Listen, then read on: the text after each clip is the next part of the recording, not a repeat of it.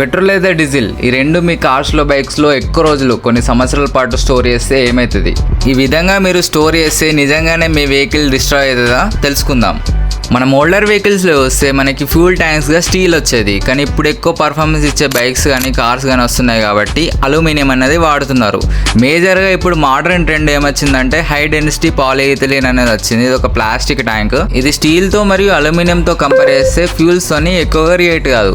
మరి ఫ్యూల్ అనేది ఈ ట్యాంక్స్లో ఎక్కువ రోజులు ఉంచితే ఏమవుతుందో చూడండి. ఈ 3 మెటీరియల్స్లో మనకి స్టీల్ అనేది ఎక్కువ రస్ట్ వస్తుంది. ఎందుకంటే ట్యాంక్స్లో చిన్న గ్యాప్ ఉన్నా కానీ దాంట్లోకి మాయిశ్చర్ వెళ్ళి ఈజీగా రస్ట్ ఫామ్ అవుతుంది. సో పెట్రోల్ అనేది దాంతో మిక్స్ అయ్యి పెట్రోల్ అనేది ఖరాబ్ అవుతుంది.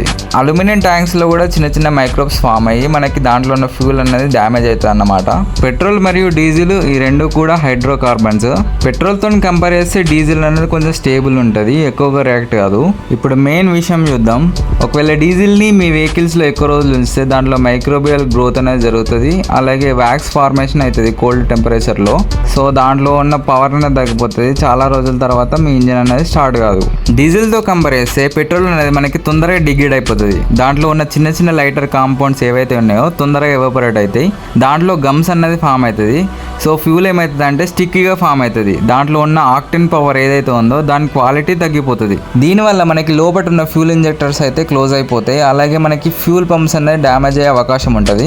దీనివల్ల మనకి ఇంజిన్ అనేది త్వరగా స్టార్ట్ కాదు. మీరు కూడా మీ వెహికల్స్లో మాక్సిమం 2 to 3 months వరకు పెట్రోల్ లేదా డీజిల్ని స్టోర్ చేయండి. అంతకు మించి ఎక్కువ స్టోర్ చేస్తే మీ ఇంజిన్ అనేది ప్రాబ్లంలో పడుతుంది. దాంట్లో ఉన్న చిన్న చిన్న ప్లాస్టిక్ కూడా ఎక్కువగా స్వెల్ అయ్యే ఛాన్సెస్ ఉంటాయి. సో ఇలా ఎక్కువ రోజులు స్టోర్ చేయడం మీరు కూడా అవాయిడ్ చేయండి. వీడియో కనుక ఇన్ఫర్మేటివ్ అనిపిస్తే లైక్ అండ్ షేర్ చేయండి. మరిన్ని ఆటోమోటివ్ ఇన్ఫర్మేటివ్ వీడియోస్ కోసం ఖచ్చితంగా సబ్స్క్రైబ్ చేయండి.